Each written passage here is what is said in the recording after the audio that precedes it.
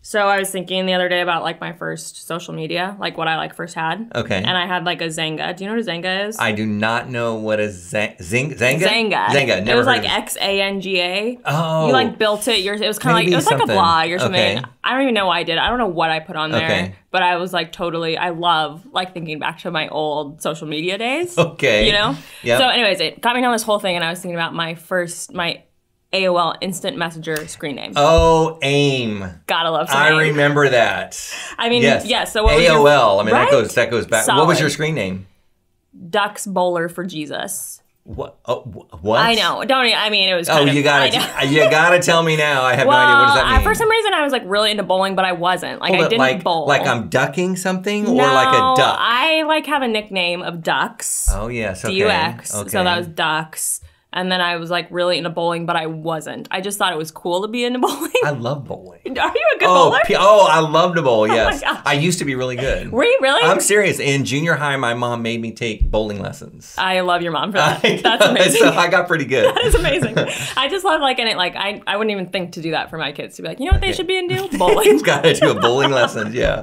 And I had a blast. People think I'm a nerd, but that's okay. Great. I love it. It's well, fun. I would have been like I thought that was cool. Like, I was Okay, like, so and I'm I glad to didn't hear bowl. that. I just like thought like they're the cool, like the shirts and like Hold it was just you, cool. You can't tell me that you've never bowled. I have bowled, but like, Okay. am I a bowler? No. Okay, I like, understand. do I get a strike like once? You don't have your own ball? I and don't, your own- but I yeah, would totally okay. like if I saw one at a thrift store, I would probably buy one. Okay. Yeah.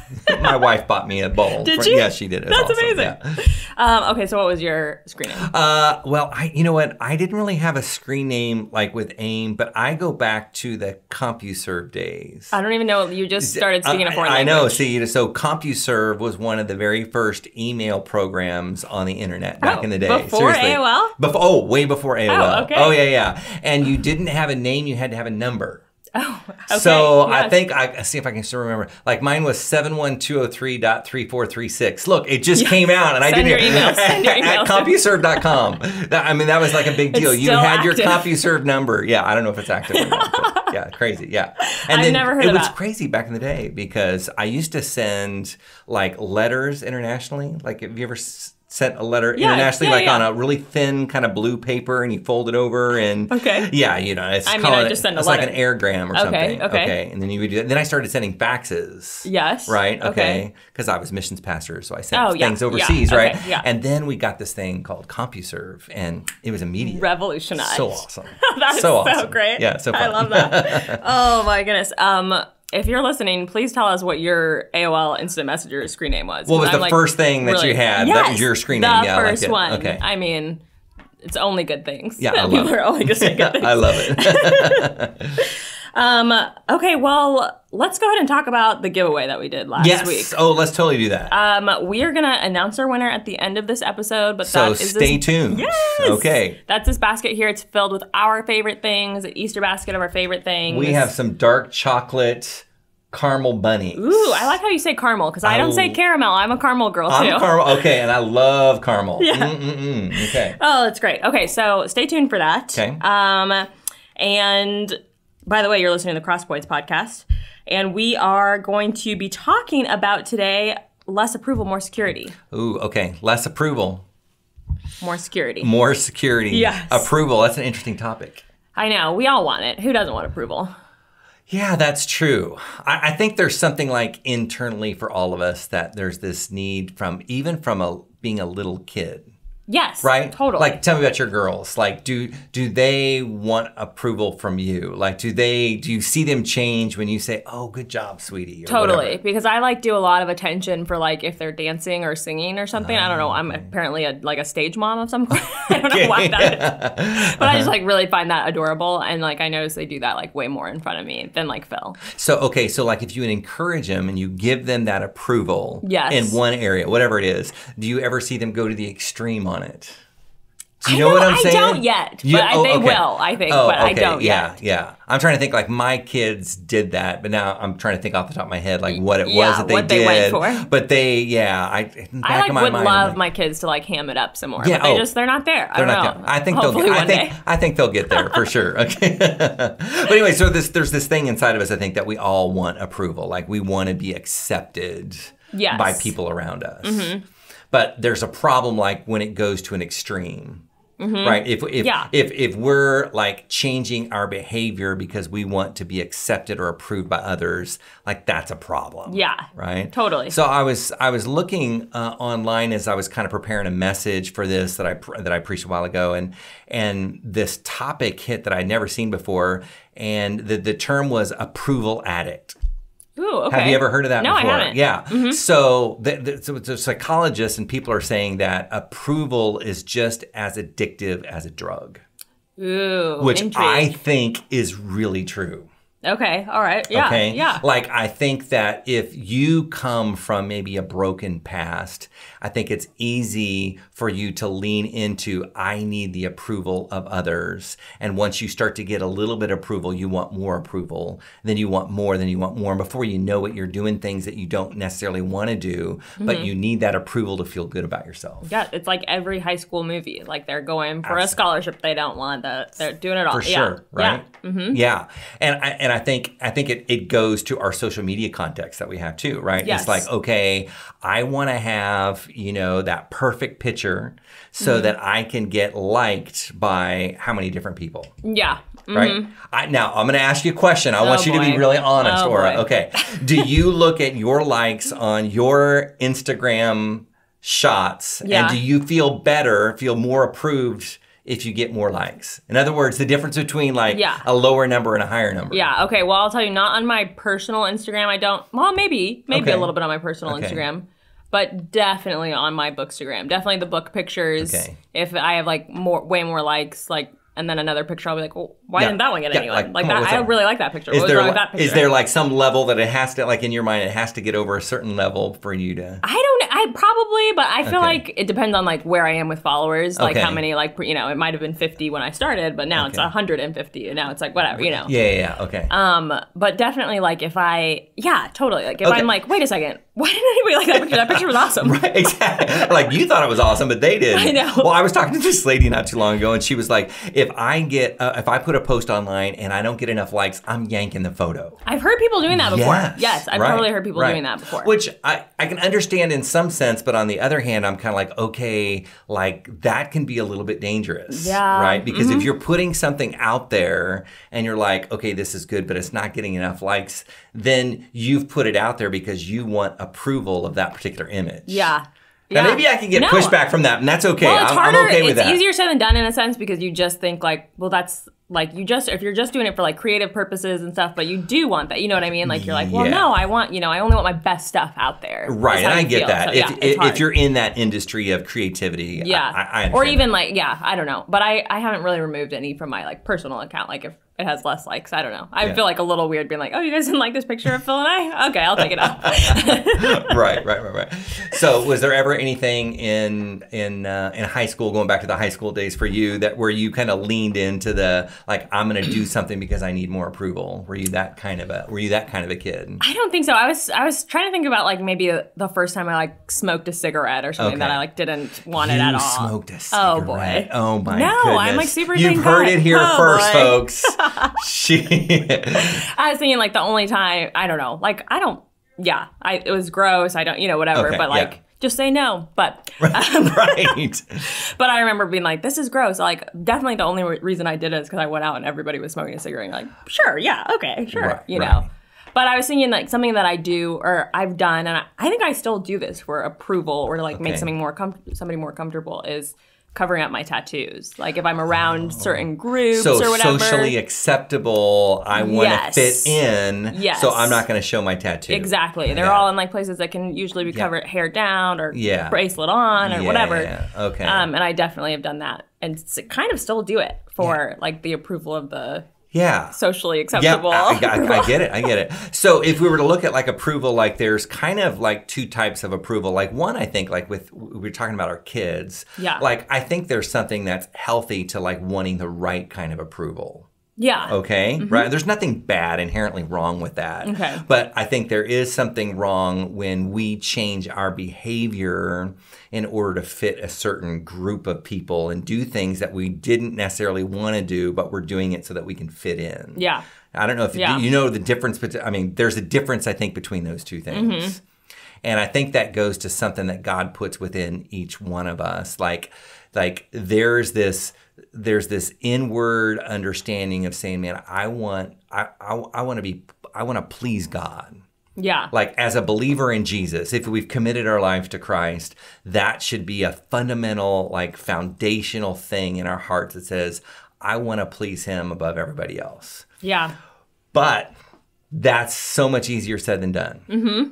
Wouldn't you agree? Yes, no, yeah. I agree. Because even like getting into that, you can get into a slope of like by trying to please God, eventually you like find that you're trying to please Christians instead of pleasing. It's hard. Yes. Yeah. So think of some examples that maybe you've done in a Christian context that maybe were good, but you were doing it to please others. Totally. Right? Yes. Exactly. And Jesus talks about this. Oh. Which is really interesting. Like he says, he condemns them pretty well. He says, woe to you. He says, you who stand on the street and pray just so that you can be noticed by people. Yes. Or right. Or you go around looking haggard and worn because you're fasting and you want people to see that you're doing. I mean, we can see that today, right? Mm-hmm. People who give money and they want their names on the building. Yeah. Right. Mm-hmm. I mean, they're giving because they want to be seen. Yeah. Right. That they're looking for approval. Really not from God, but they're looking for approval from others. Yeah. Yeah. Mm-hmm. No, that makes sense. Mm-hmm. Even like in the way that you might choose to worship at home versus worshiping at church or just whatever, you know, of how you're just wanting everybody to kind of see what you're doing or I know. It's interesting how like approval addiction can destroy your life. Because I heard this story about this guy online, and he was a famous rock and roll guy back in the 70s and 80s. Okay. And he started performing when he was 4 years old. Wow. And he went on the Milton Berle show. You've probably never heard of that show. For those of you that are older out there, you know that the Milton Berle show. If you've ever heard of the Milton Berle show, put a description that you said yes, that you've heard of that. Anyway, so he was on this show at 4, and then he went on the Johnny Carson show. You've heard of Johnny Carson, right? Yes. So then he was on the Grand Ole Opry with Elvis Presley. Oh, okay. I mean, he got into some big deal guy. Big deal, yeah. Okay. And then he became this big rock and roll guy. And he says this in this interview. He said, I was so addicted to the applause of the crowd that I wanted more and more and more and more. And he said eventually that my whole life was making sure that I wanted people to accept me for the art that I did, and it ended up destroying me. And I didn't get enough approval from people, so then I went to drugs. He said I started off with cocaine, and then I went to heroin. I was shooting up like 4 or 5 times a day. Oh boy. He said I had all the money, all the wealth, all of these accolades, performing since he was 4. And he said in the year 2000, he ended up homeless on the streets of LA, losing everything, living in a cardboard box. Wow. Yeah, like lost it all. Oh my gosh. Into obscurity, because many people have never heard of this guy. Yeah. And then he said he had this guy knock on his door, on his cardboard box. His cardboard box.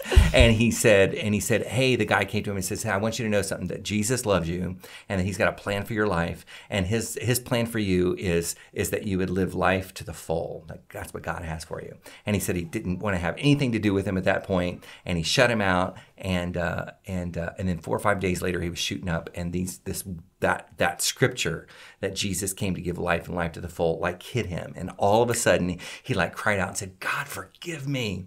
I want your approval. I don't care about anybody else. He says right then and there, God delivered him, totally delivered him, got him sober, cleaned up, and he made his way back. And now he's got this whole ministry, and it's called the Cardboard Box Ministries. Wow. And he ministers to the homeless. This guy sounds amazing. Isn't that pretty cool? Yes, that's I just so think that cool. this whole idea that approval story. Destroys, just like addiction, it destroys you, right? But if you can focus your approval on like saying, God, I want your approval first, it totally changes the trajectory. And what do you think about that? Like to think of it that intensely of the gateway drug of just personal approval from people, where that led. Like it started so small. He's just wanting. He was a little kid. Oh, you can sing really well. And then that would lead there, that it would be so addicting that it would like lead to where, I mean, that's so crazy. Yeah. But it's true, right? If we're not careful, that approval of others, that applause, the pat on the back, the way to go, you're doing an awesome job, it can be so insidious that it can destroy. Yes. Yeah. And I think it can take, in social media even, it can take joy from what you're doing, from your endeavors, and it's a joy stealer.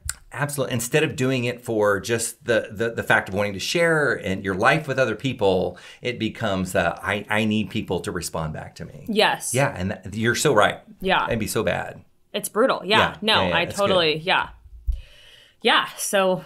Yeah. I agree. I think that in general, just like searching for approval can just like, I don't know. I kind of feel like sometimes when you're really going for something like that, when you're really searching for approval, I don't know. I kind of feel like you want it so badly that you don't realize.